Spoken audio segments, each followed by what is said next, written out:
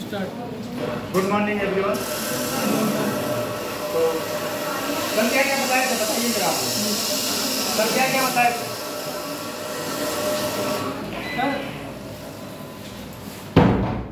UP का क्या हुआ था?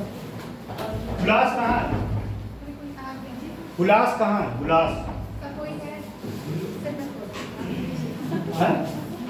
क्या हुआ? हुलास कहाँ है? कोई बताएगा? सहारनपुर।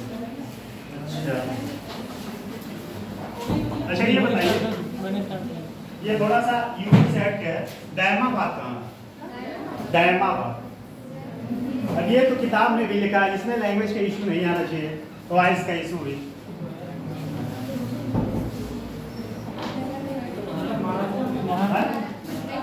महाराष्ट्र। अच्छा बताइए, मांडा।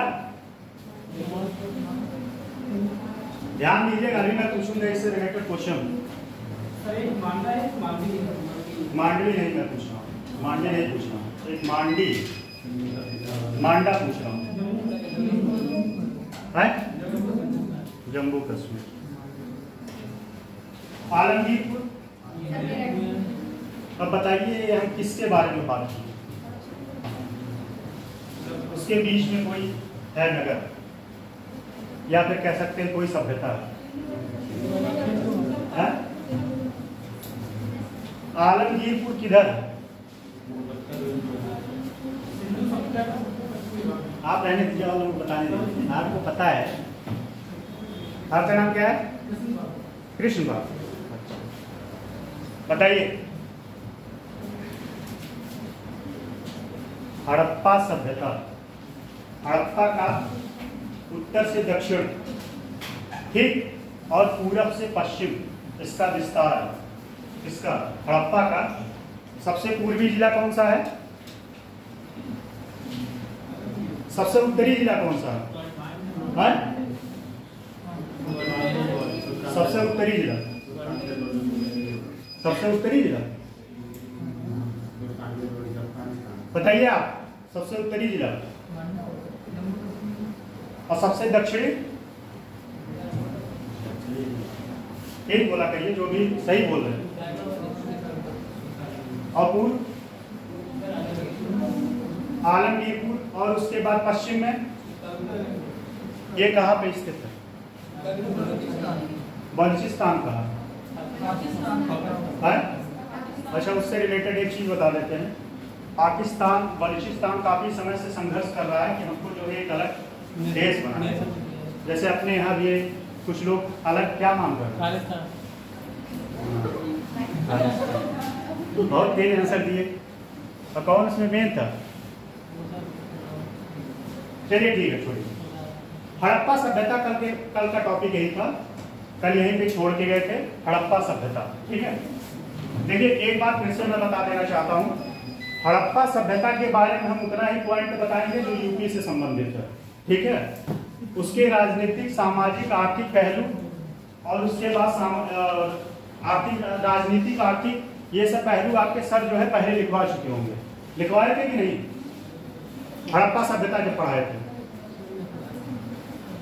ये मेंस में क्वेश्चन बनता है हड़प्पा सभ्यता से। उसके सामाजिक या आर्थिक परिस्थिति पर टिप्पणी करिए। लिखवाए थे नहीं सर? आपके लिखवाए होंगे। सामाजिक, आर्थिक, राजनीतिक, सांस्कृतिक। अच्छा, हड़प्पा सभ्यता पितृसत्तात्मक था कि मातृसत्तात्मक? इसका मतलब क्या होता है? माता से मतलब लेकिन अगर देखा जाए वो ठीक है, मात्र था, लेकिन वर्चस्व जो है उसमें पुरुष का ही था। बस लिखा गया है ऐसा, वर्चस्व जो है उसमें पुरुष का ही था, लेकिन मात्र। अच्छा, वैदिक काल क्या था? वैदिक काल, अच्छा बताइए, कृषि समाज था कि वो क्या था, या व्यापारिक समाज था? हाँ? और सिंधु घाटी सभ्यता, हड़प्पा सभ्यता कह दीजिए।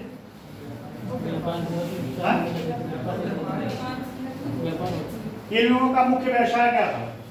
हड़प्पा सभ्यता का हाँ बताए। और कपास था, सही है, आप सही बता रहे हैं। और उसके बाद इनका कृषि सबसे ज्यादा था, कृषि व्यवसाय करते थे, ये बहुत समृद्ध थे। और इनका जो है शहरी था या ग्रामीण था या नगरी था? हाँ? शहरी था। इसको कितने भागों में बांटा गया था, ये हमारा टॉपिक नहीं है, ये हमें पढ़ाना नहीं है, ये ऑलरेडी आपके सर पढ़ाए होंगे। हड़प्पा सभ्यता या सिंधु घाटी सभ्यता को कितने भाग में बांटा गया था? पढ़ेंगे नहीं आप लोग हिस्ट्री? बताइए, हिस्ट्री नहीं पढ़े हैं? मॉडर्न तो चल रहा होगा कि नहीं चल रहा? चल रहा है कि नहीं मॉडर्न, बताएं। और इंसिडेंट अभी नहीं चल रहा, हो गया तब आना चाहिए, या आप लोग रिवीजन नहीं करते? कल मैं यही बात बोल रहा था ना, जब आप लोग क्लास में मैं देखा कुछ लोग हंस रहे थे, तो मैं यही बात बोला था कि एक्चुअली क्या है ना, जब चीज़ें कोई चीज़ आपको आसानी से मिलता है तो उसका वैल्यू नहीं होता। जब आप 4 साल 5 साल यही चीज़ें फिर इधर उधर मेहनत करोगे ना, तब चीज़ें समझ में आएगा कि अरे जो लिखवा के गए, जो नोट्स दिए, वो बहुत रिलेवेंट था एग्जाम के पॉइंट ऑफ व्यू से, बहुत रिलेवेंट था। कोई भी टीचर यहाँ खड़ा होता है, बहुत वर्क करके खड़ा होता है। आप में से कोई आए यहाँ बोलने क्या, खड़ा होना भी बहुत टफ है यहाँ। ये मत जानिए कि यहाँ खड़े होने में आसानी बात है, कितना भी आपको आता रहे, यहाँ आने के बाद सब भूल जाएगा, जीरो हो जाएगा। तो चीज़ें जो मिल रहा है उसको आप, जैसे मान लीजिए कोई टीचर अगर पढ़ाया तो उसको आप जो है रिवीजन करना चाहिए। नहीं रिवीजन करोगे फिर कोई मतलब नहीं रहेगा, सारा नोट्स रहे आपके पास, सारा किताब रहे, कोई फायदा नहीं होने वाला है। ठीक है, तो मैं उस टॉपिक पे नहीं जाऊंगा क्योंकि मेरा वो टॉपिक है भी नहीं। वो टॉपिक सर का था, जो पढ़ाए होंगे आप लोग पढ़े होंगे, याद नहीं वो आप लोगों की गलती है। चलिए लिखिए, सिंधु घाटी सभ्यता या हड़प्पा सभ्यता। हड़प्पा लिखिएगा।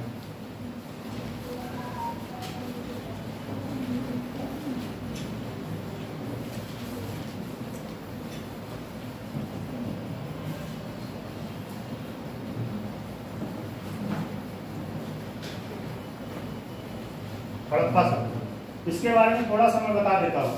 देखिए, इन लोगों का जो है नगरी था, जैसा कि आप लोग सही बताए। फिर उसके बाद इनका व्यवसाय क्या था? इनका व्यवसाय या कह सकते हैं ये कृषि समाज था, कृषि प्रधान समाज था। मतलब इनका मुख्य रूप से ये कृषि करते थे। ठीक है, अच्छा एक चीज और इससे रिलेटेड बता देते हैं। वैदिक काल जो था वहां पे जो है संघर्ष पशुपालन था ज्यादा। क्या था? पशुपालन।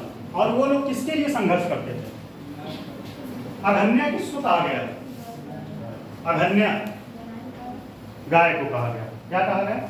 और ये लोग जो है गाय के लिए संघर्ष करते थे।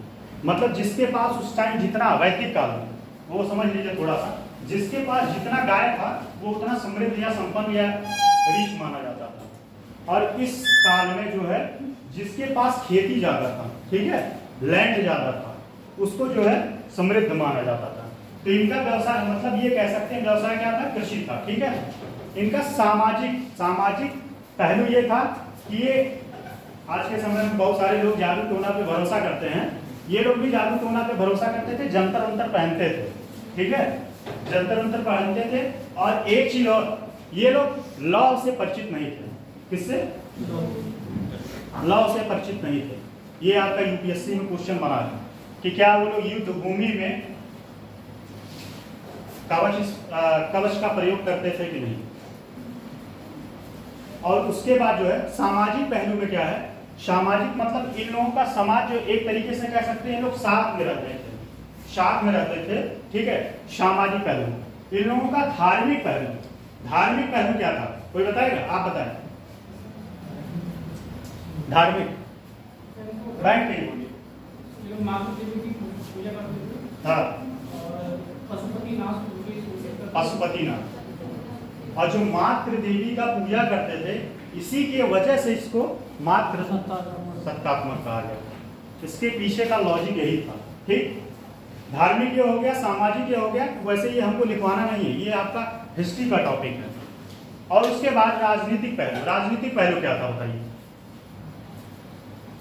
राजनीतिक पहलू इसमें बता दे, बस इतना पॉइंट हमको लिखवाना है, इतना पॉइंट आपके सिलेबस में है। इससे रिलेटेड हड़प्पा सभ्यता से रिलेटेड जो स्थल है उसके बारे में आपको टिप्पणी कर लिखना है, उसके बारे में आपको क्वेश्चन लिखना है एग्जाम में, बस इतना सिलेबस में है। और बाकी इसका डिटेल जो है ऑलरेडी हिस्ट्री में पढ़ाया जाता है, ठीक है। तो इसमें कौन कौन से स्थल हैं देख लीजिए। पहली बात तो ऐसे सुन लीजिए, सहारनपुर में हो गया, ठीक है। फिर उसके बाद नाम बता दे रहे हैं, सहारनपुर, संत कबीर नगर, उसके बाद जो है मुजफ्फरपुर में है, मिर्जापुर में भी कुछ स्थल हैं, प्रतापगढ़ में है, ठीक। उसके बाद जो है आपकी इधर नहीं है आलमगीरपुर, जैसा कि मेरठ में भी है। तो ये सब सारे जगह यहाँ पे स्थल मिला है। अच्छा, टोपरा कहाँ पे है? टोपरा क्या था बताइए? फिरोज शाह तुगलक ने टोपरा से क्या लाया था? हीरा लाया था। और कहाँ पे लगवाया था? अपने महल में लगवाया था। उसके बारे में भी लिखना पड़ेगा आपको। चलिए लिखिए, हड़प्पा हेडिंग डालिए। ये बात मैं पहले कुछ दिन भी बताया था, आज भी बता रहा हूँ। यहाँ बहुत डिटेल नहीं है, जितना है उतना बताएंगे, उससे ज्यादा बताएंगे तो बढ़ता चलता रहेगा, खत्म नहीं होगा, जल्दी समय में खत्म करना है, ये भी बात है।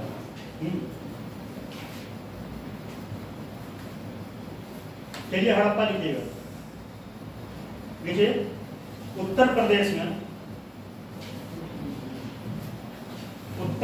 में सिंधु सभ्यता के, उत्तर प्रदेश में सिंधु सभ्यता के, कोई चीज का इशू होगा, नहीं समझ में आएगा वर्ड बता दीजिएगा, मैं बोल दूंगा। सिंधु सभ्यता के साक्ष्य पश्चिमी उत्तर प्रदेश में आलमगीरपुर, ब्रैकेट में लिख लीजिएगा, मेरठ,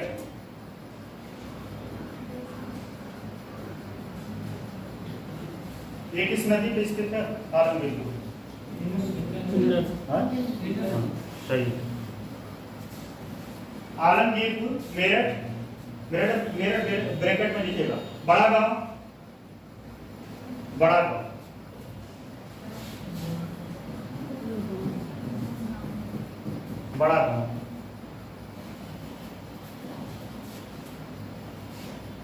तथा हुलास, ब्रैकेट में लिखिएगा इसको, सहारनपुर। ये दोनों स्थल कहाँ है? सहारनपुर।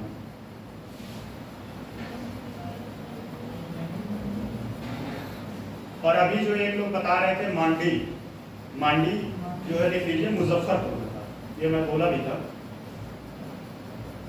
कौमा करके, मांडी, मुजफ्फरनगर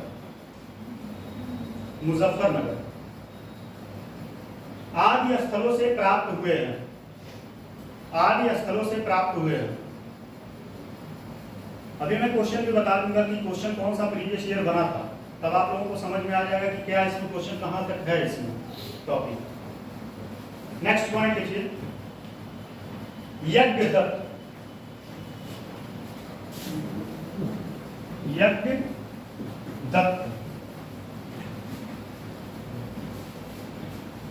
यज्ञदत्त शर्मा के नेतृत्व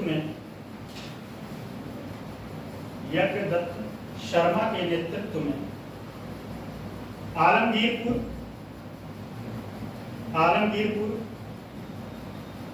ब्रैकेट में लिख लीजिएगा, हिंडन नदी ब्रैकेट बंद करके, में उत्खनन का कार्य संपन्न किया गया था, जहां से मृदुभांड, कल लिखे थे फिर से लिखते, मृदुभांड के लिख लेंगे आप लोग, मृदुभांड, जहां से मृदुभांड मनके वर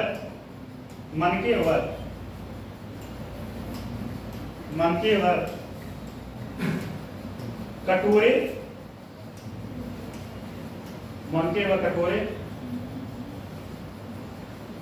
के बहुसंख्यक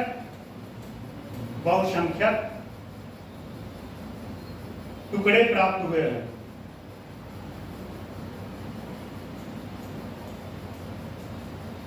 कुछ के ऊपर सैंधव लिपि के दो अक्षर अंकित हैं और कुछ बर्तनों के ऊपर मोर, त्रिभुज, गिलहरी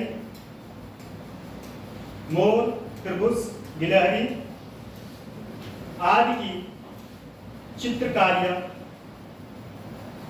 भी मिलती हैं। नेक्स्ट पॉइंट, आलमगीरपुर से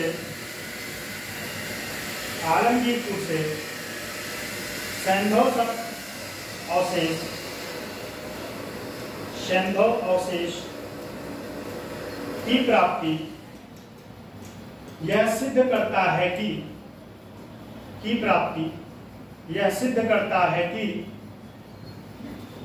कि यह सभ्यता गंगा यमुना दोआब में भी फैली हुई है। नेक्स्ट पॉइंट, उत्तर प्रदेश में नए पुरातात्विक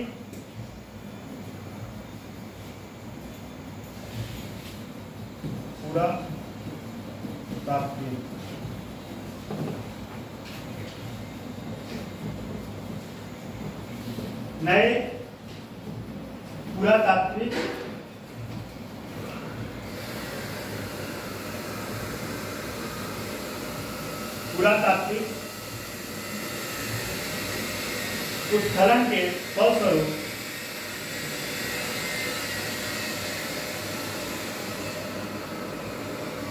भटपुरा और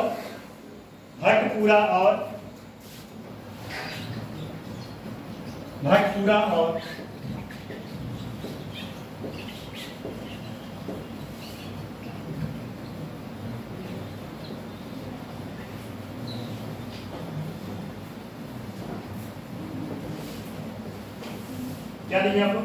भटपुरा और मानपुरा ब्रैकेट में लिख लीजिए बुलंदशहर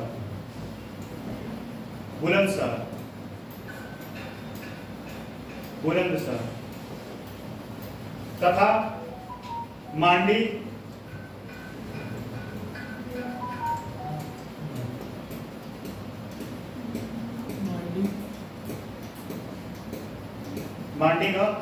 गांव लिख लीजिएगा, मुजफ्फरपुर ब्रैकेट मांडी गांव मुजफ्फरपुर से भी सैंधव सभ्यता के साक्ष्य प्राप्त हुए हैं। से भी सैंधव सभ्यता के साक्ष्य प्राप्त हुए हैं।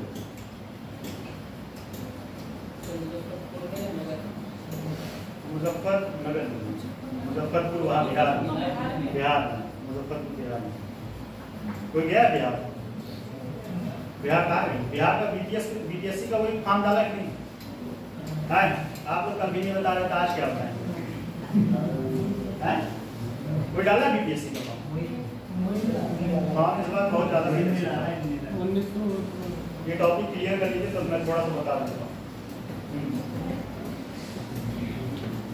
क्या हो गया तो बोलिए जरा। बुलंदशहर, चलिए साथ ही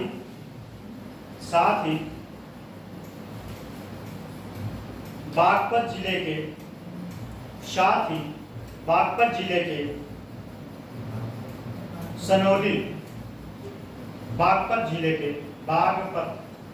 जिले के सनौली में हुए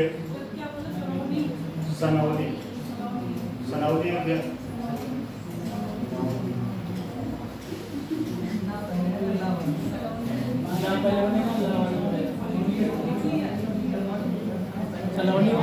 अब समझ में आया? किसी का नाम भी होता है। चलिए, इतना इशू तो नहीं आना चाहिए यार, हम भी इसी से हैं, यही उत्तर प्रदेश से हैं, ना कि हम जो है कहीं और से हैं। क्या हुआ? चलिए, बोले कि आपको पता होगा शनौली। हाँ, क्या करें? वो हमसे बोले कि आपको इस तरह से पता होगी।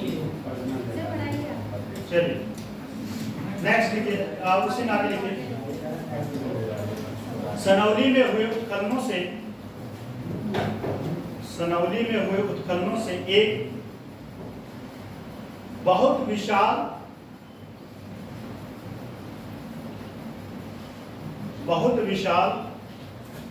उत्तर हड़प्पा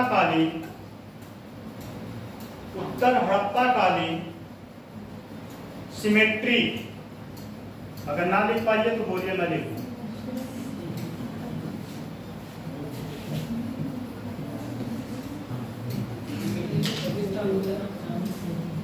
सिमेट्री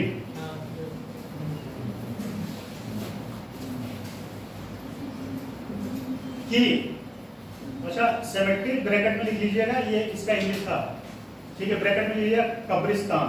अच्छा कितने लोगों को पता था बताइए? ठीक, कब्रिस्तान ब्रैकेट की प्राप्ति हुई है। इसका उत्खनन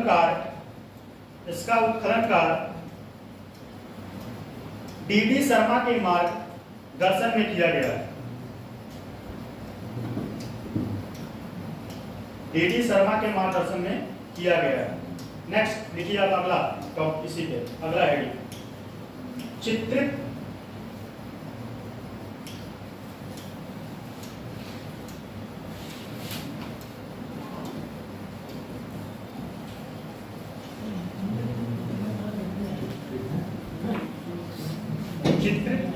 धूसर,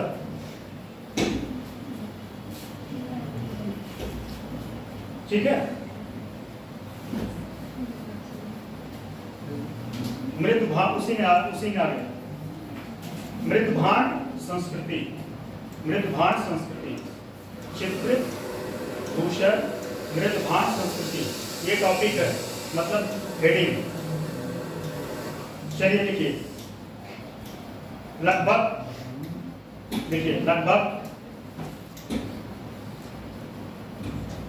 1200 ईसा पूर्व के आसपास, लगभग 1200 ईसा पूर्व के आसपास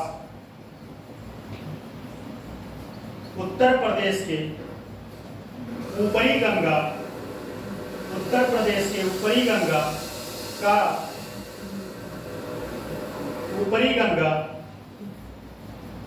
का मध्य गंगा दोआब के क्षेत्रों में चित्रित धूसर, जो लिखे थे वही, मृदभांड संस्कृति का विकास हुआ। इस संस्कृति का साक्ष्य हस्तिनापुर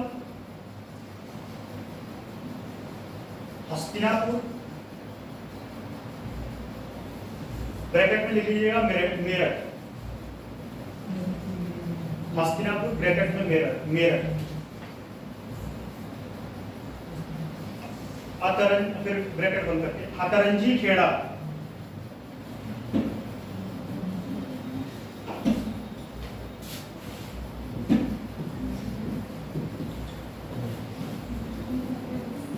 अतरंजी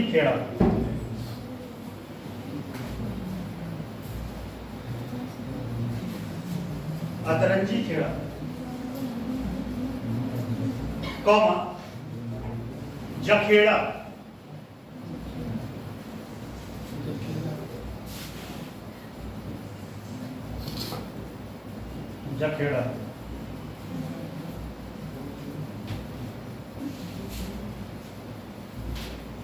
कौमा कौशाम्बी।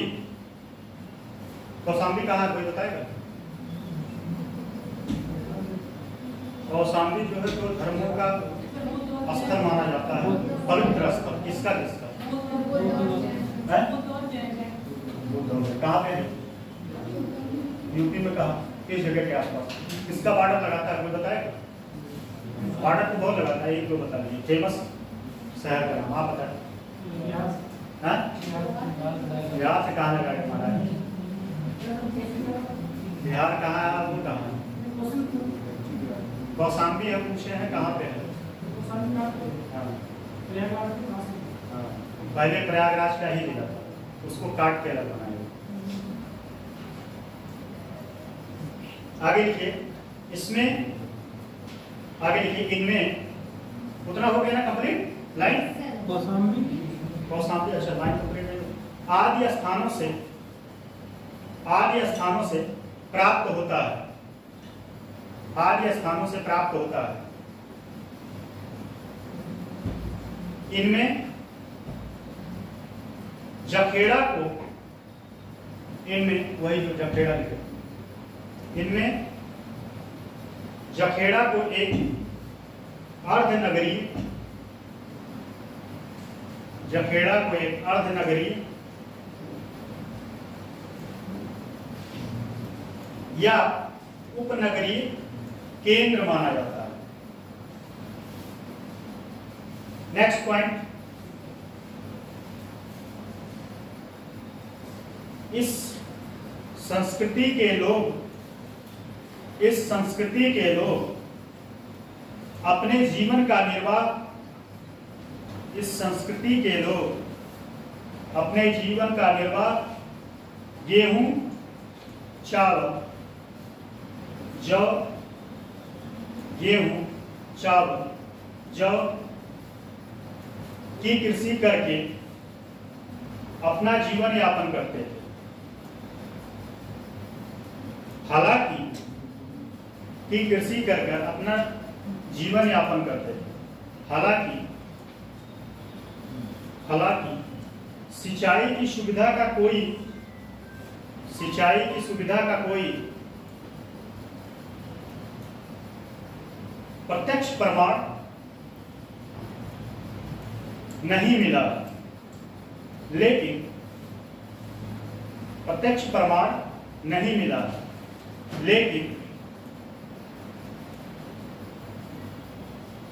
फिर भी अतरंजी खेड़ा से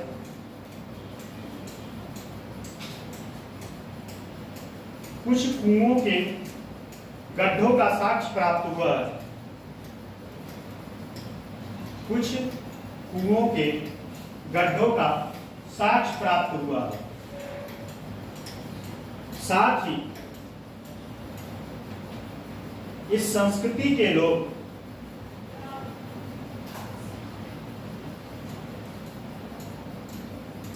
एक पॉइंट में कोई अभी समझाते समय शायद दिमाग कहीं और रहा होगा, गलती से निकल गया था। इस संस्कृति के लोग लॉ से परिचित थे, ठीक है, मेरे मुंह से निकल गया होगा कि नहीं परिचित थे। किसी को याद होगा कि नहीं? गलती से निकल गया होगा। चलिए, इस संस्कृति के लोग लॉ से परिचित थे। लॉ मतलब चलिए अगला लिखिए, वैदिक काल। वैदिक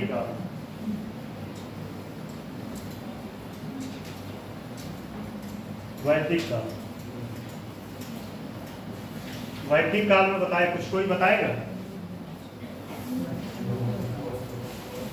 वैदिक काल कैसा समाज था? अभी तो पहले डिस्कस कर ही दिए थे, आप बताएं वैदिक काल कैसा समाज था? अच्छा, उन लोगों का क्या व्यवसाय था? अभी तो इस पे डिस्कस किए थे। वह किस देवता का पूजा करते थे? हाँ बताएं। पशुपति का वहां होता है। चलिए आगे देखिए आगे। ये सब हमारा इतना डेप्थ जाने का काम नहीं है, ये सब आप लोगों को पहले बताया गया। उत्तर प्रदेश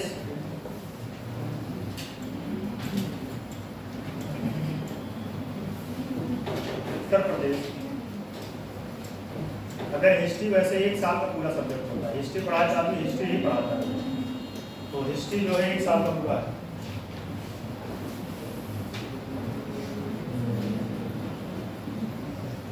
उत्तर प्रदेश आर्यव्रत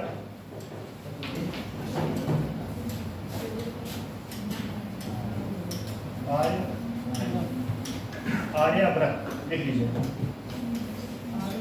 आर्यव्रत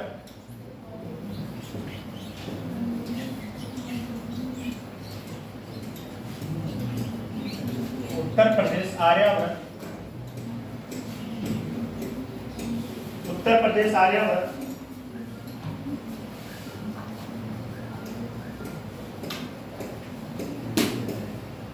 नगर एक क्षेत्र का हिस्सा था। उत्तर प्रदेश आर्यव्रत नामक एक नगर क्षेत्र का हिस्सा था। आगे लिखिए, जिसका उल्लेख ऋग्वेद, वेद कितने बताएगा कोई? कौन? अच्छा एक लोग बताएं, गायत्री मंत्र किसमें? ऋग्वेद। उसका कौन लिखा था?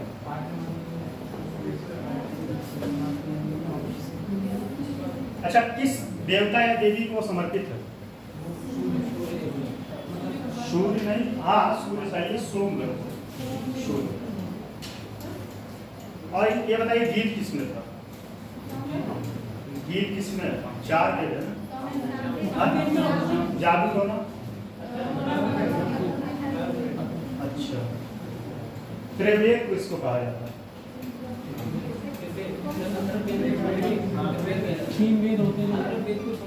कौन कौन? एक उसमें हटा दिया जाए बस। अथर्ववेद उसमें है कि नहीं? वैसे कहा यह जाता है अथर्ववेद जो है ये सही मामले पहले से नहीं था, वो सारे लोगों का कॉपी करके अथर्ववेद बनाया गया, उसमें कुछ अलग नहीं किया। ऋग्वेद जैसे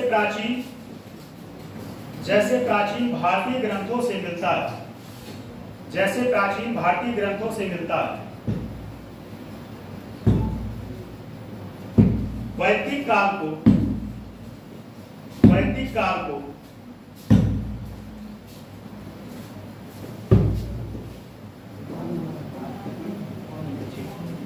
काल लगभग 1500 ईसा पूर्व से 600 ईसा पूर्व तक रहा, लेकिन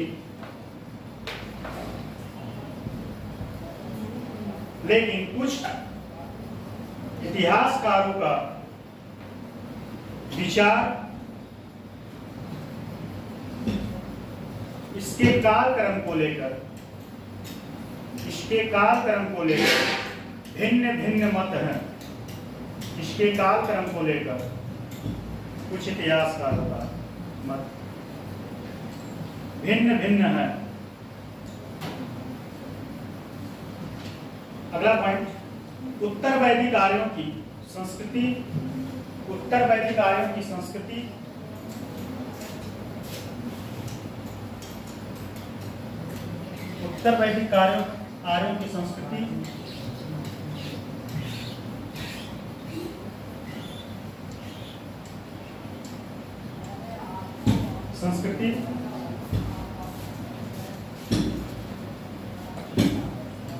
का मुख्य केंद्र मध्य प्रदेश, उत्तर प्रदेश था, जो कि सरस्वती नदी से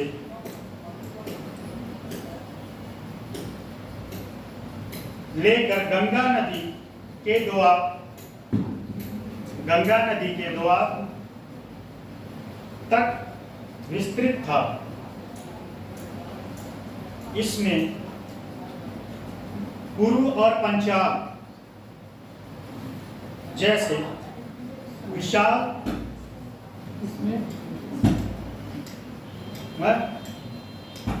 इसमें कुरु और पंचाल जैसे विशाल महाजनपद भी अवस्थित थे। अच्छा, सरस्वती नदी अभी है कि नहीं? हाँ, लेकिन ये करंट में था, कहीं इसका खोज किया गया था, बताइए कहाँ? अभी 1 साल पहले की बात है। एक रिसर्चर थे, वो पीएचडी कर रहे थे। उन्होंने अपने रिसर्च में बताया कि सरस्वती नदी यहाँ से जाती थी। नहीं पता होगा आपको, बताएं। उत्तराखंड में हरियाणा में एक स्कॉलर थे, वो कहीं से स्कॉलर मतलब रिसर्च कर रहे थे, पीएचडी कर रहे थे। तो इसका सोर्स जो है हरियाणा से बताया कि हरियाणा में आज भी ये नदी कुछ मतलब कह सकते हैं कुछ मीटर या कुछ जो भी हो, उसके नीचे आज भी ये नदी है। और ऐसे गंगा, जमुना, सरस्वती, ये तीनों हम तो प्रत्यक्ष प्रमाण देखे हैं। इलाहाबाद में आप जाइए, जमुना और गंगा जी का जो है लहर बहुत तेज है, और जमुना का एकदम इस तरह एकदम ऐसे आपको दिखाई देगा बाढ़ पूरा एकदम, और जस्ट इधर जो है ग्रीन पानी और उधर जो है वैसे। संगम पे कभी जाइएगा, मौका मिलेगा नहाने, तब वहां आप लोग अपने आंख से देखेंगे। कौन सा ऐसा क्या साइंटिस्ट है, कौन सा ऐसा साइंटिफिक रीजन है कि वो ऐसे एकदम है स्थिर। चलिए अगला पैराग्राफ चेंज करके आता है, पैराग्राफ चेंज करके आता है। आर्यों ने सबसे पहले भारत में सप्त सिंधु या 7 नदियों द्वारा सिंचित प्रदेश को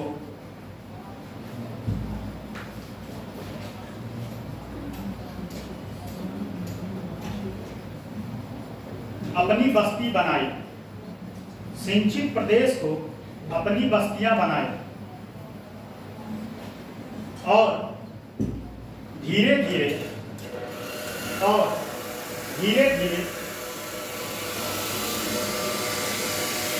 अपने आसपास क्षेत्र अपने आसपास के क्षेत्रों पर युद्ध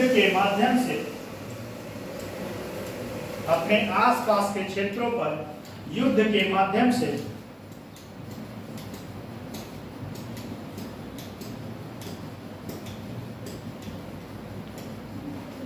अपने राज्य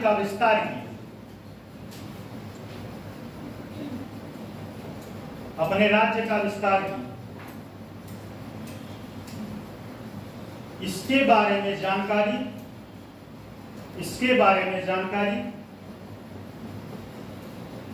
सतपथ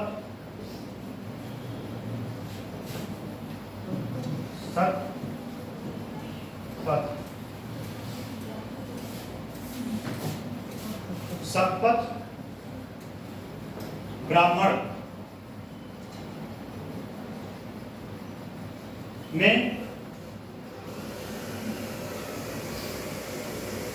विदेह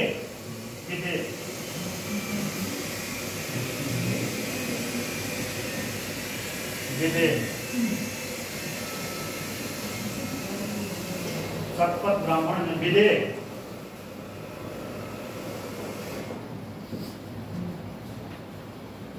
माधव कथा में एक सुंदर आख्यान मिलता है। विदेह माधव कथा में एक सुंदर आख्यान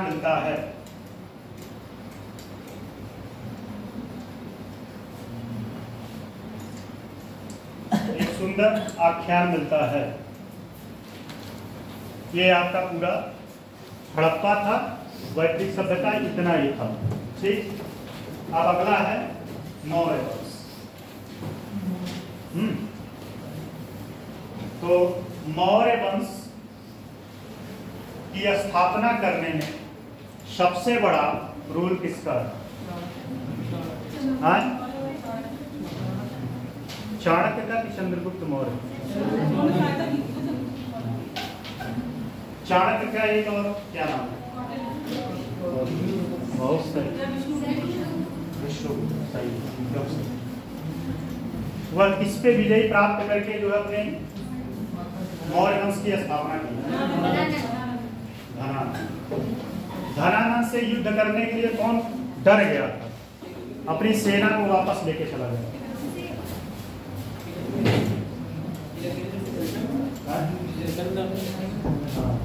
वो इतना विशाल सेना था उसके पास कि वो जो है डर गया और वो अपनी युद्ध नीति को बदल दिया।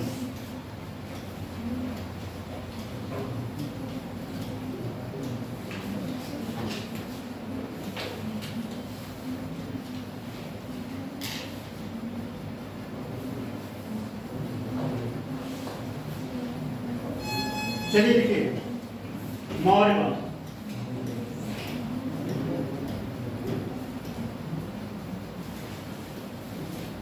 मौर्य वंश मगध में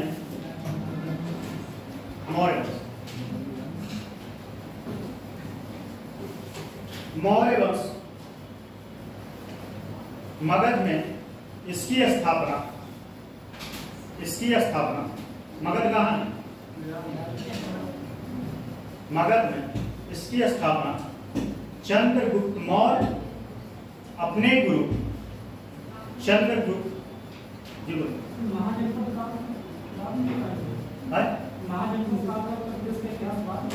हाँ वो है। हाँ टॉपिक है, वो टॉपिक इधर उधर है कि टॉपिक सब कंप्लीट होगा। भरोसा रखिए, टॉपिक कोई छूटेगा नहीं। अपने गुरु चाणक्य की सहायता से नंद वंश के अपने गुरु चाणक्य की सहायता से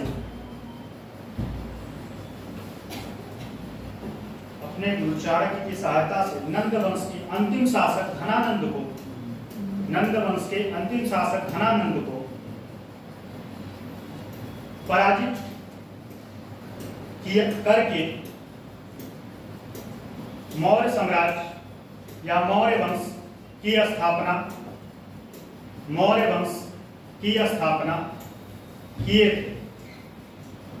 मौर्य वंश क्या हुआ? आप भी सुन लिया, मौर्य वंश की स्थापना की। अच्छा एक चीज बताइए, कौटिल्य जो है मतलब ये चाणक्य चंद्रगुप्त मौर्य को ही क्यों मतलब अपना चुने थे? इसके लिए उनमें क्या लिखा है सर? उनके पीछे एक कहानी है, अभी तो पढ़ने का मौका आए, कोई बताएगा कहानी? देखिए इसके पीछे कहानी है, चाणक्य जो है एक रास्ते से जा रहे हैं तो वहां पे कुछ लड़के खेल रहे थे और ये चंद्रगुप्त मौर्य जो था वो राजा बना था। तो इनको ये रुक के कुछ देर तक रुक के उसको देख रहे थे और उसको देख के इतना प्रभावित हुए कि अभी उसके घर गए। कौन? चाणक्य उनके घर गए और उनकी माता जी से मतलब कुछ जगह खरीदने की बात आती है, कुछ जगह कहा गया कि मतलब अपने साथ लेके चले गए उनके माता के परमिशन से, और उनके माता के परमिशन से अपने साथ ले गए और उनको बहुत टफ जो है प्रशिक्षण दिए जिससे वो जीत पाए उससे। अच्छा इसके पीछे का कारण क्या था? वो धनानंद के साम्राज्य को बर्बाद क्यों करना चाहते हैं? एक बार अपमान किए थे और उस पर क्या किए थे? अपना के जो उसको क्या बोलते हैं, चोटी पंडित लोग रखाते हैं, हम भी ब्राह्मण ही हैं, बहुत सारे लोग रखाते हैं, बहुत सारे लोग नहीं रखाते।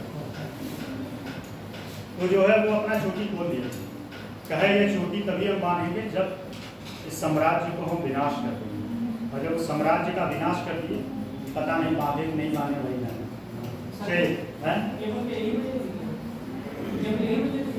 ये कारण थी और भी कारण, ये तो एक कारण था, अब मैं बता रहा हूँ उसके पीछे, जब इतना पूछ रहे तो मैं बता रहा हूँ। साम्राज्य में इतना जो है अन्याय हो रहा था, मतलब आपको बताएं कि जो है वहाँ जो काम करते थे मजदूर, उनको अपनी मजदूरी नहीं मिलती थी। मजदूरी कहने का मतलब ये है कि उनको जितना एवरेज, मान लीजिए आप 100 रुपए का काम किए, आपको जो है 1 रुपये दिया है।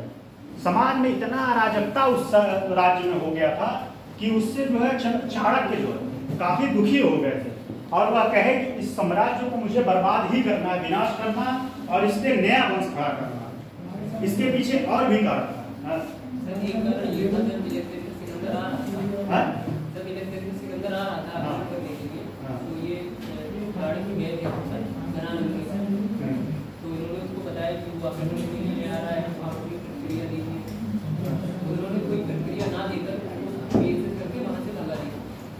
ये भी पॉइंट है, लेकिन वो पॉइंट वही केस जो बोला था वो उसी का टॉपिक है, वही पॉइंट। ऐसे तो बहुत पॉइंट है, बहुत वैलिड पॉइंट है। चलिए आगे लिखिए, आगे लिखिए। कहाँ तक हो गया बोलिए जरा। मौर्य वंश की स्थापना। मौर्य वंश का काल, मौर्य वंश का काल 322 ईसा पूर्व से 322 ईसा पूर्व से 185 ईसा पूर्व तक रहा।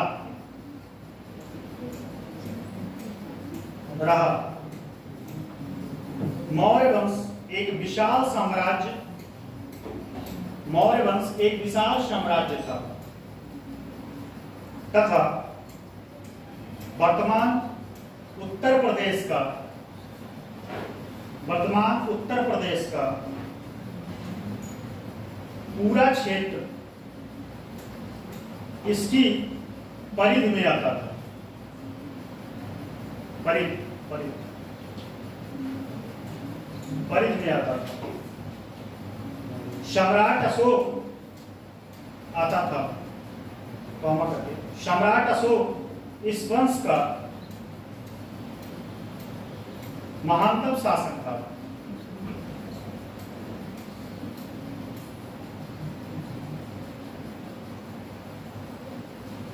इसके अभी तक, किसके? अशोक के, ध्यान दीजिएगा, अशोक के अभी तक 40 से अधिक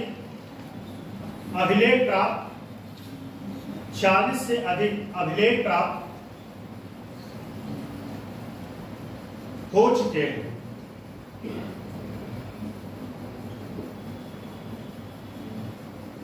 इन 40 अभिलेखों में से उत्तर प्रदेश से मिलने वाले, इन 40 अभिलेखों में से उत्तर प्रदेश से मिलने वाले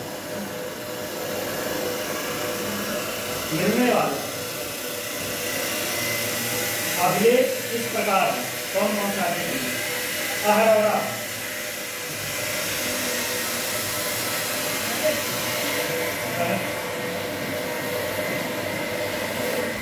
अहरौरा, ब्रैकेट में लिखिएगा मिर्जापुर का लघु अभिलेख, लघु अभिलेख, कॉमा मेरठ का स्तंभ लेख, मेरठ का स्तंभ लेख, कॉमा टोपरा का स्तंभ लेख, टोपरा का स्तंभ लेख, सारनाथ का लघु स्तंभ लेख, कॉमा करते जाइए,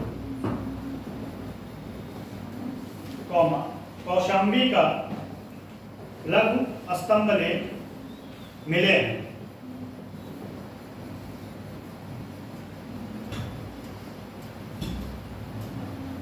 चलिए, अब इस अभिलेखों के बारे में किसी पे टिप्पणी आएगा? टिप्पणी लिखने के लिए इसी अभिलेखों के बारे में आएगा। चलिए, इन अभिलेखों के बारे में लिख लीजिए, कैसे कैसे क्या हुआ। लिखिए, पहला लिख लीजिए अहरौरा लघु अभिलेख, अहरौरा लघु अभिलेख। इस अभिलेख, यह अभिलेख मिर्जापुर से मिला है, यह विलेज मिर्जापुर से मिला है, इसकी खोज, अच्छा जो टिप्पणी लिखने का आएगा 125 शब्दों में आएगा, जितना पॉइंट है 200 से ऊपर हो जाएगा।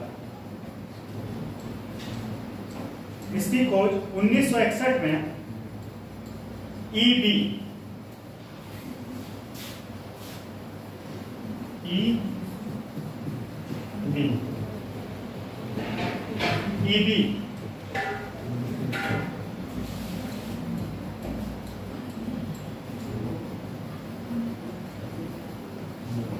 कॉमा आरजी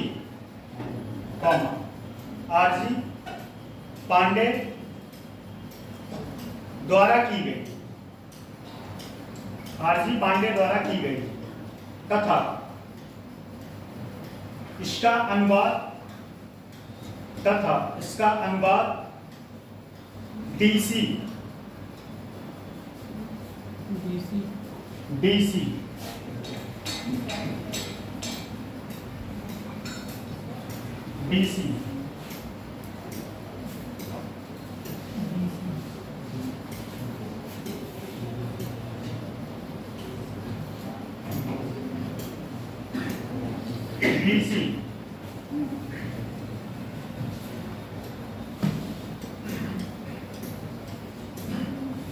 डीसी सरकार ने अनुवाद किया।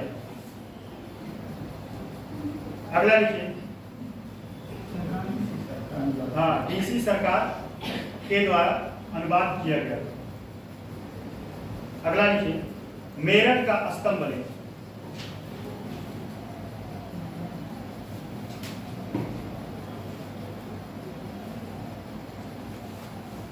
यह पहले देखिए, यह पहले मेरठ में था,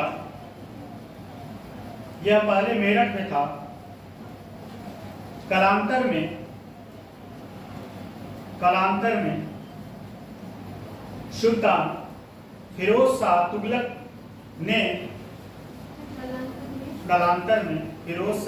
ने इसे मेरठ से मंगवाकर दिल्ली में स्थापित करवाया। सर्वप्रथम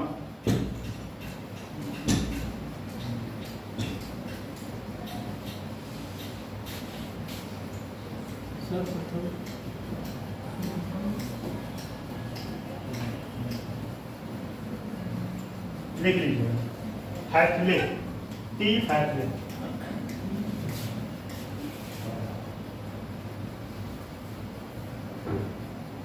ने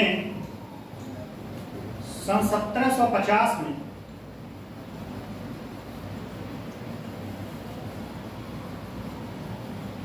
इस स्तंभ लेख की खोज की।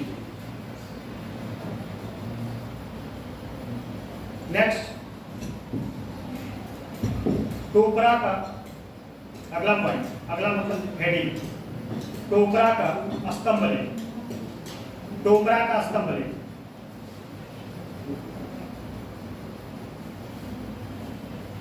यह आरंभ में उत्तर प्रदेश के सहारनपुर जिले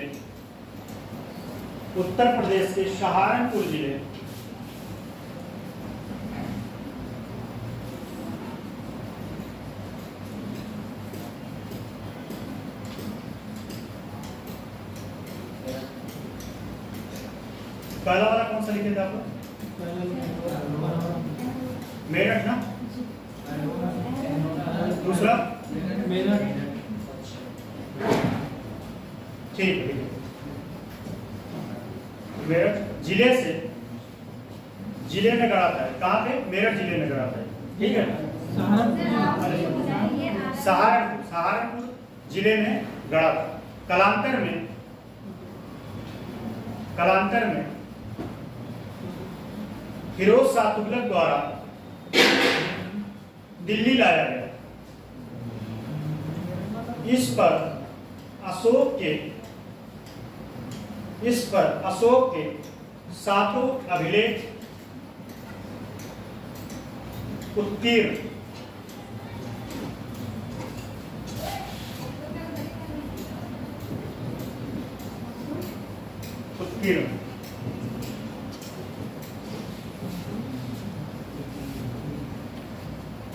है, जबकि शेष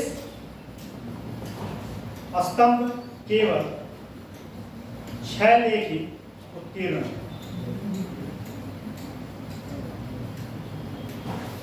गौरतलब है जबकि जबकि देखिए हम बोल रहे हैं कालांतर में फिरोज शाह तुगलक द्वारा दिल्ली लाया गया, ठीक। इस पर अशोक के सातों अभिलेख उत्कीर्ण, ठीक, यहां तक हो गया। जबकि शेष स्तंभों पर केवल 6 लेख ही उत्कीर्ण है।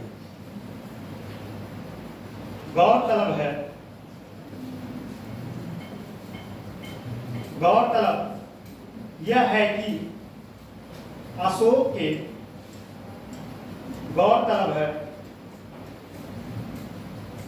के मेरठ व टोकरा लेख का जिक्र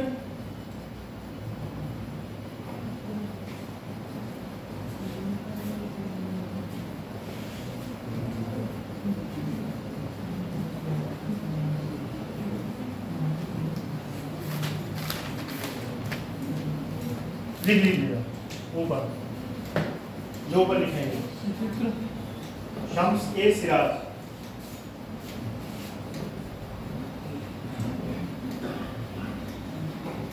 लिखिए।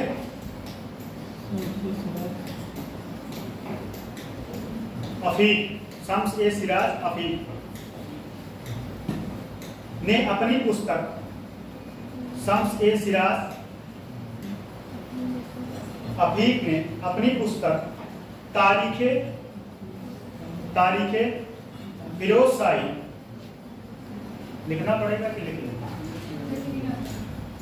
तारीखे फिरोज शाही में भी जिक्र किया गया।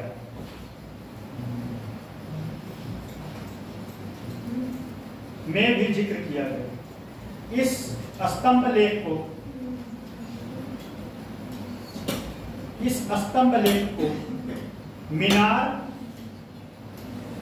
मीनार फिर ऐसे जो ए लिखे थे ऐसे ही लिखेगा, मीनार ए जरीब, ए ऐसे रहेगा, उसके बाद ऐसे ऐसे काम करके फिर जरीब लिखिए। मीनार ए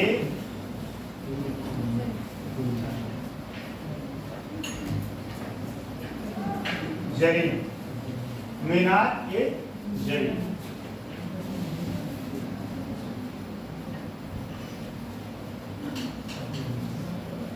अथवा स्वर्ण स्तंभों का नाम दिया गया,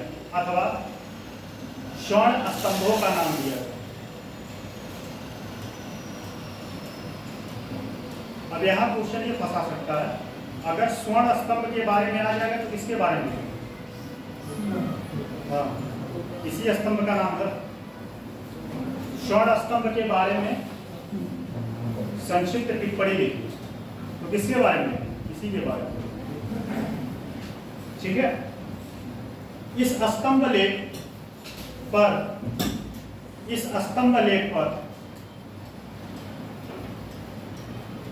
चौहान शासक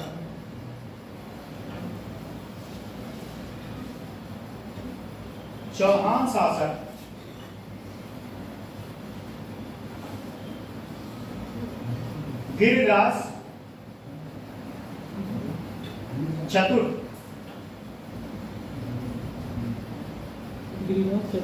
हाँ के भी तीन अभिलेख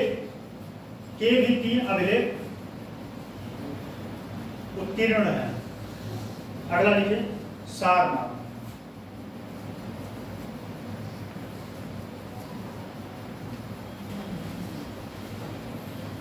अगला है सारनाथ का लघु स्तंभ लेख। सारनाथ का लघु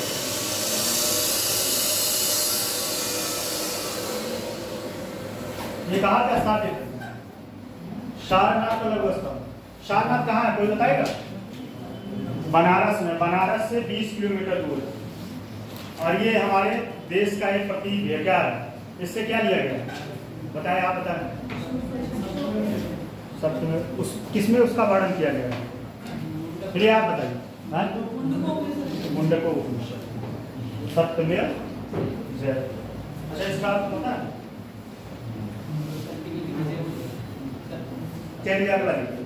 सारनाथ, सारनाथ था ना, सारनाथ का लघु स्तंभ लेख।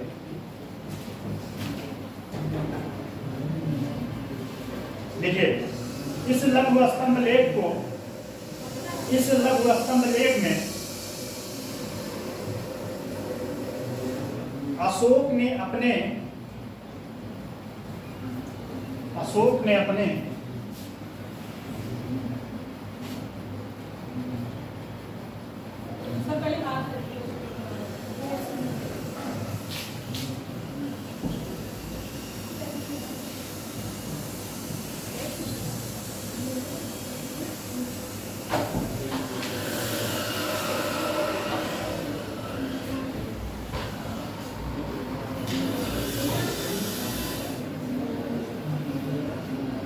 क्या लिखे? सारनाथ लिख रहे हैं। महामात्रो नहीं लिख पाएंगे, जान रहे हैं। महामात्रो लिख लेंगे।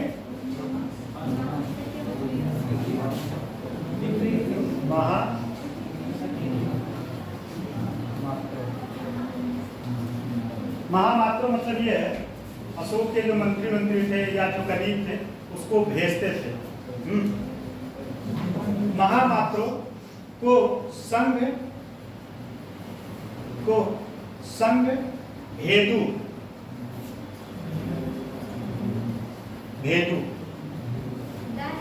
हाँ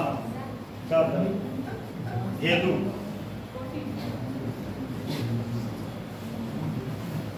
संघ को भेदु रोकने का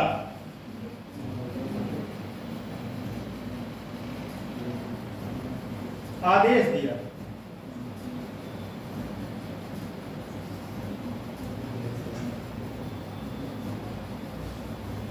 यह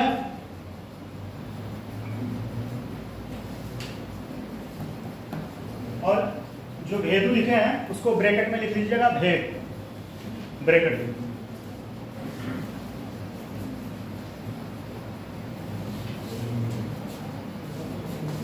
यह ब्राह्मी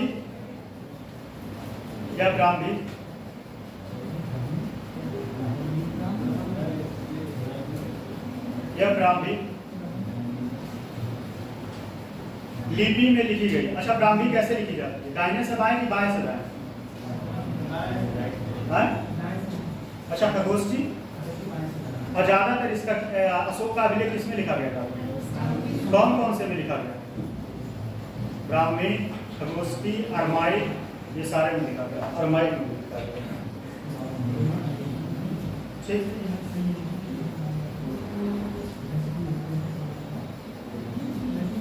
लिखी गई है। इसके शीर्ष पर बने सिंहों को, इसके शीर्ष पर बने सिंहों की आकृति को, इसके शीर्ष पर बने सिंहों के आकृति को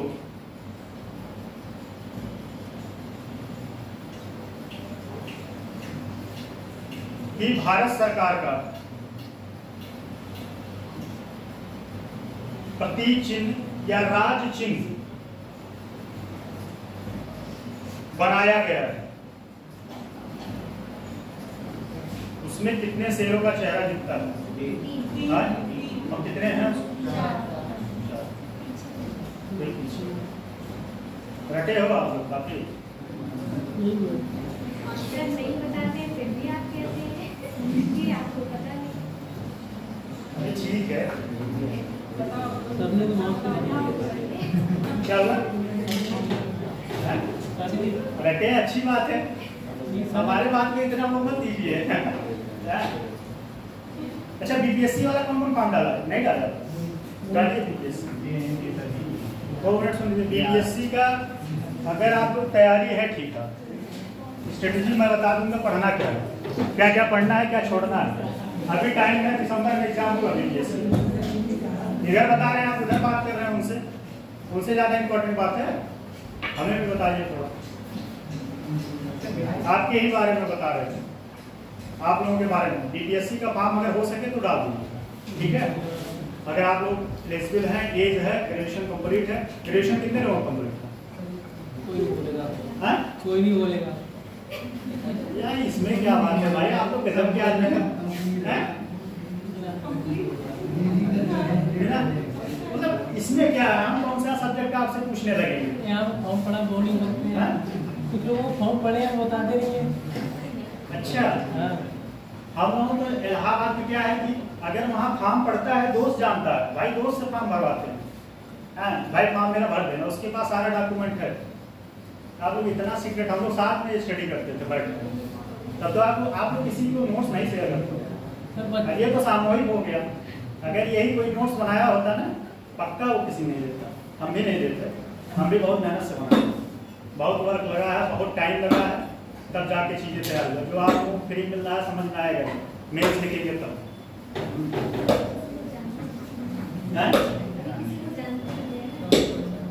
जब मेंस लिखेंगे आपको यहाँ से डायरेक्टली क्वेश्चन फंसेगा एग्जाम में, तब समझ में आएगा किसका इंपॉर्टेंस क्या था। चलिए आगे, कहाँ तक हो? मार्केट में आज जाके देख लीजिए, मार्केट में कोई बुक नहीं है। बुक तो बहुत है, लेकिन उस लेवल पे कोई बुक ही नहीं है कि जहाँ से सारा क्वेश्चन आप अटेम्प्ट कर पाओ।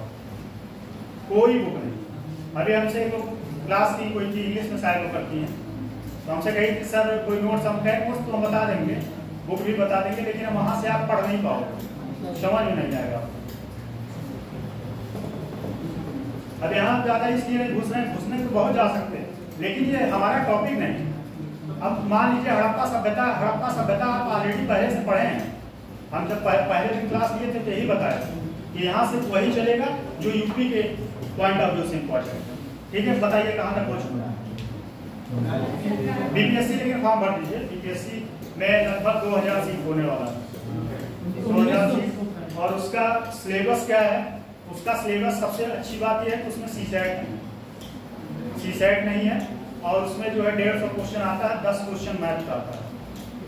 एक ही पेपर होता है, 2 घंटे का पेपर होता है, 150 क्वेश्चन का होता है, 1/3 माइनस मार्किंग है। और बीपीएससी जो है एक्सपेरिमेंट बहुत कर रहा है अपने पेपर बहुत टफ बना रहा है। अगर उसका और उसके में थोड़ा सा मैं एक चीज़ और बता दूं, अगर उसके एग्जाम निकालना है तो आपको बिहार सब साइंस और हिस्ट्री ये 3 पोर्शन पे कमांड है, और करंट अफेयर तो आपका हो जाएगा, आपका प्रीलिम्स हो जाएगा। क्योंकि प्रीलिम्स अभी बहुत इतना लेवल पे नहीं गया। सबसे टफ पेपर यूपी का होता है या तो राजस्थान की चीज। फॉर्म डाल दीजिए, अभी डेट है आप लोग डाल दीजिए। भीड़ बढ़वा रहे हैं लेकिन डाल दीजिए। और एग्जाम दिसंबर में होगा, 17 नवंबर को होना था, एग्जाम पोस्टपोन हो गया है दिसंबर में। टीचर्स इस बार कितने लोग हैं? कोई हाथ नहीं उठाएगा, पूछने कोई अभी टाइम मिल गया, मे भी हो सकता है, कोई ऑफिशियल नहीं, लेकिन जहाँ तक उम्मीद है कि दिसंबर में एग्जाम कंडक्ट होगा। मतलब कोई ऑफिशियल नहीं है, हमारे बात को एकदम 100% न मान लीजिएगा। नहीं पढ़ते नहीं, इस टाइम में एग्जाम करिए, इस टाइम जितना हो सके उतना प्रैक्टिस करिए, खूब प्रैक्टिस। चलिए टॉपिक पे आते हैं, छोड़िए टॉपिक पे आते हैं। चलिए कहाँ तक पहुँच चुका? 2-4 मिनट बोल देते हैं, हम सोचते हैं कि बोर हो जाएंगे आप लोग लिखते हैं। भारत सरकार का प्रतीक चिन्ह बना, बोलिए कहाँ तक पहुँच चुका? भारत सरकार का प्रतीक चिन्ह बनाया गया है। चलिए अगला लिखिए, कौशाम्बी का लघु स्तंभ। अगला कौशाम्बी का लघु स्तंभ।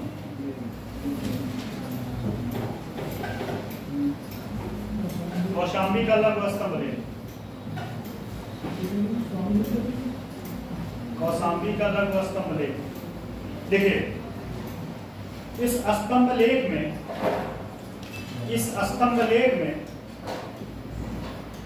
इस स्तंभ लेख में अशोक की रानी, कल से तेज बोलेंगे आप जो स्लो बोल रहे हैं। अगर ऐसे बोल बोल के लिखवाएंगे और स्लो लिखवाएंगे कोर्स कंप्लीट नहीं होगा, तो समस्या आप ही लोगों को होगा। हाँ।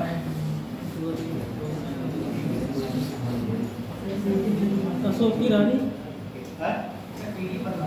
अशोक की रानी कारुवाकी, करू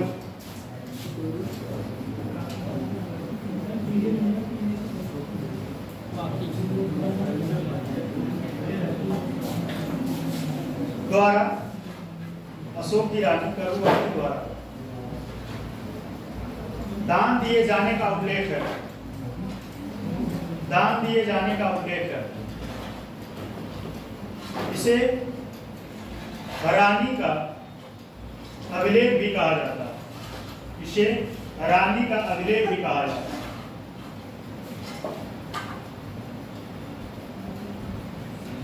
अशोक के पिता का नाम क्या था, कौन बताया? सही। आपको एक इसके बारे में कहानी बताएं। ये जब पैदा हुआ था तो इसके पूरे बॉडी से बड़ा स्मेल आता है, और इसके पिता इसका जो है इसको चेहरा तक नहीं दिखते थे इसके पिता। ये जब बड़ा हुआ उसके बाद इसके पिता कभी इससे मिले नहीं, बहुत बदबू कर रहा था, शरीर बहुत मतलब बेकार था। लेकिन उसके बाद जो है क्या किया, जब अपने सारे भाइयों को मार के राज किया था, 99 भाइयों को मारा, 99 भाई। लेकिन लास्ट में कौन सा एक युद्ध करने के बाद उसका हृदय परिवर्तित, कौन से अभिलेख में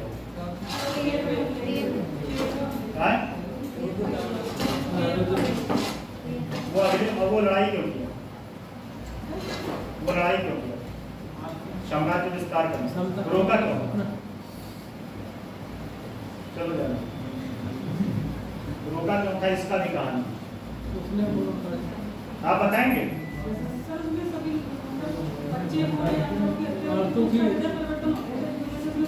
खून की नदियां बह रही, इसमें एक पॉइंट और है लेकिन हम नहीं बताएं क्या मतलब। चलिए कोई टॉपिक हुआ हमारा टॉपिक नहीं। देखिए क्या कह रही है, पूछते क्या कुछ पॉइंट बता देते हैं, कुछ पॉइंट और भेजता आपके सब कहानी बताए होंगे। कहाँ तक हो गए? नानी का अभिलेख कहा जाता है। Next point, show Gaura, show Gaura लिखना पड़ेगा कि नहीं आपको?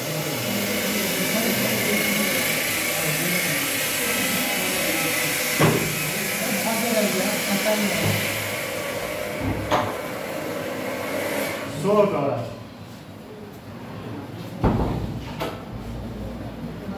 ब्रैकेट में लिख लीजिएगा, गोरख अभिलेख में, ब्रैकेट क्लोज, अभिलेख में श्रावस्ती के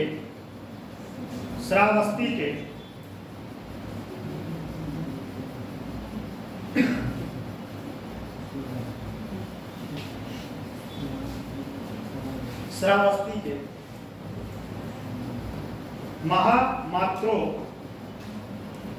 एक बार लिखे थे इसको, महामात्रो द्वारा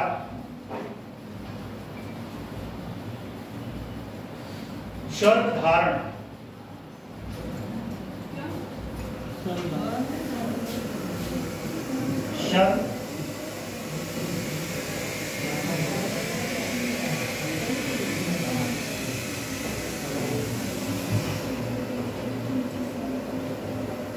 शर्त धारण के लिए दुर्भिक्षित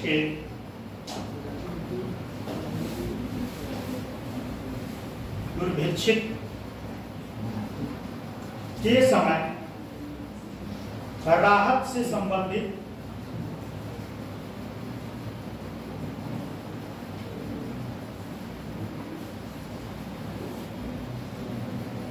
दुर्भिक्षित मतलब पता है क्या है?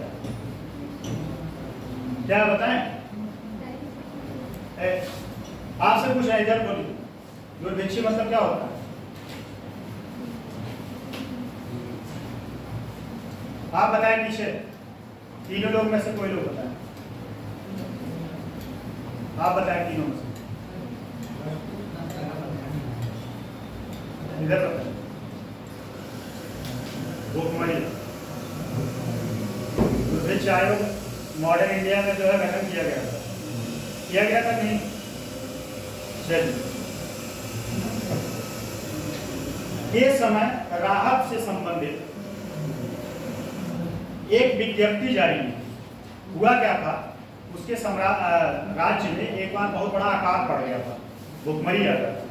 उसने एक ये अभिलेख जारी किया था लोगों का हेल्प करते। ये अभिलेख ब्राह्मी लिपि में लिखा गया है। यह अभिलेख ब्राह्मी लिपि में लिखा गया है। अगला लिखिए, मौर्योत्तर का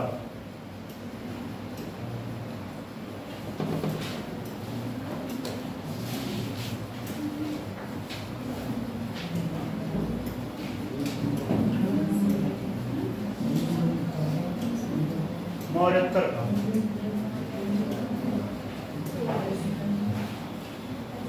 अब इसमें पहला लिखिए सुंग वंश।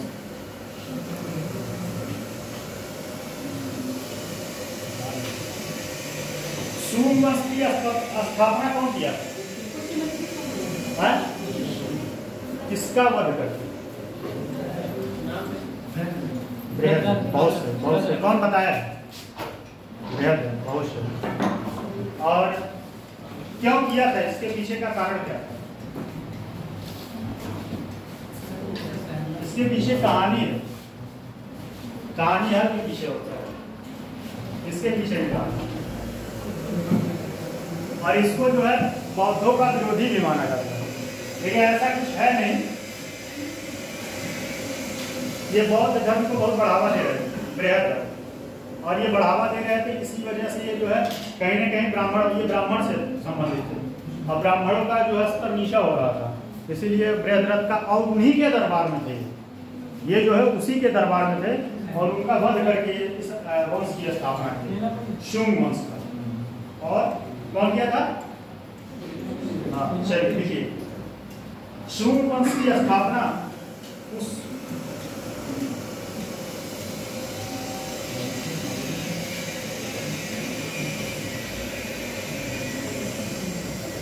पुष्पैमित्र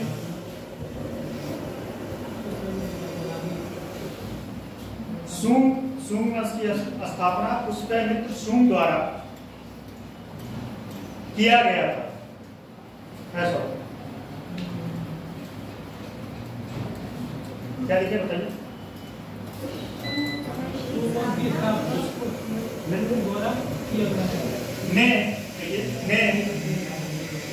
मौर्य वंश के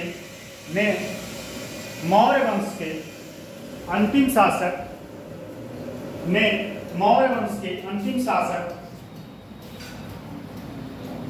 बृहद्रथ का वध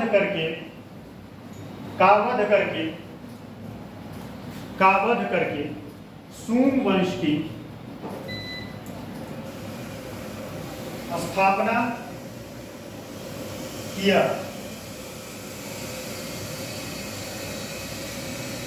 इस वंश की स्थापना उसी 185 ईसा पूर्व में हुई थी। 185 ईसा पूर्व में हुई थी। इसने अपनी पहली राजधानी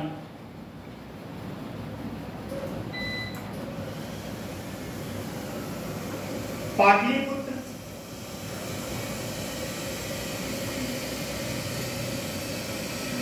बनाया एवं अयोध्या साकेत एवं ब्रैकेट में लिख लीजिए, पहले लिखिए अयोध्या फिर ब्रैकेट में साकेत, क्योंकि अयोध्या इस समय नाम है, साकेत पहले नाम था। वह विदिशा इस साम्राज्य के महत्वपूर्ण प्रांत थे, महत्वपूर्ण प्रांत थे। पतंजलि के महाभाष्य में, पतंजलि के महाभाष्य में यह उल्लेख है कि पुष्यमित्र सूंग के समय यवन, अच्छा एक यवन का नाम क्या है बताइए? यवन प्रिय, तो किस चीज को कहा गया? यवन साकेत, ब्रैकेट में लिखिएगा अयोध्या, आप पहुंचे। और ये यवन लवान नहीं है, ये यवन जो है आक्रमणकारी थे, आप पहुंचे। हालांकि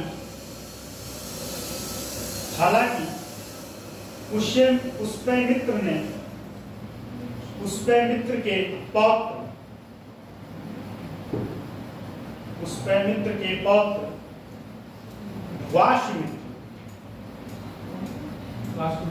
वाष्मित्र ने गंगा किनारे इस आक्रमण का मुकाबला किया,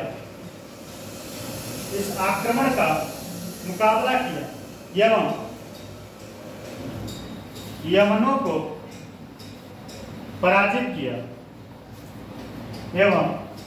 यवनों को पराजित किया,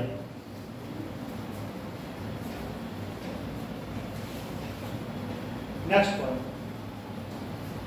धनदेव के अयोध्या अभिलेख से पता चलता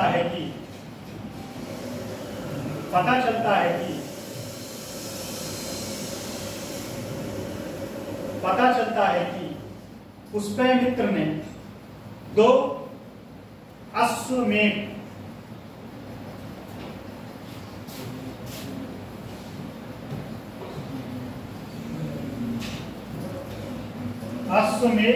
यज्ञ किया था। अच्छा ये बताइए अश्वमेध यज्ञ में क्या होता है? कैसे करते थे और फिर क्या होता था? जो घोड़े को पकड़ता था जो उससे युद्ध करना होता। ठीक, सही बताया।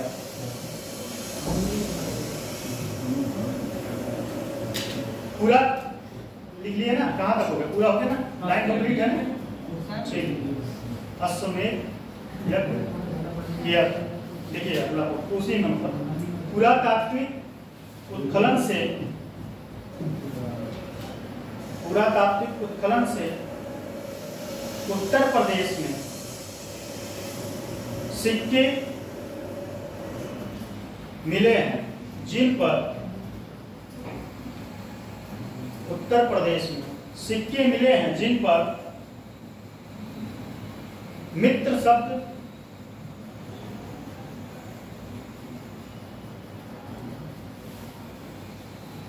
शब्द के समाप्त होने वाले राजाओं का उल्लेख मिलता है। अगला पॉइंट, इससे यह सिद्ध होता है कि आधुनिक उत्तर प्रदेश पर 1 शताब्दी पूर्व और बाद तक उन लोगों का, इसका शून्य वंश का, उन लोगों का अधिकार था जो शून्य वंश से संबंधित थे। इस काल में संस्कृत भाषा स्थापत्य एवं ब्राह्मणों का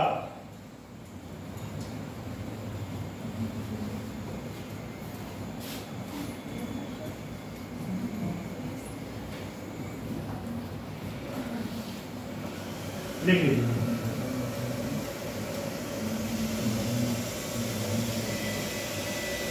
पुनरुत्थान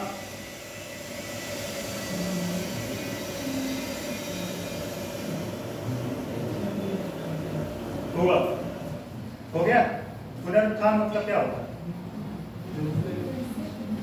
ठीक है, टाइम ओवर हो गया है। आप लोग थोड़ी स्पीड तेज करिए, कल से तेज हो दिखवाएंगे, ठीक है?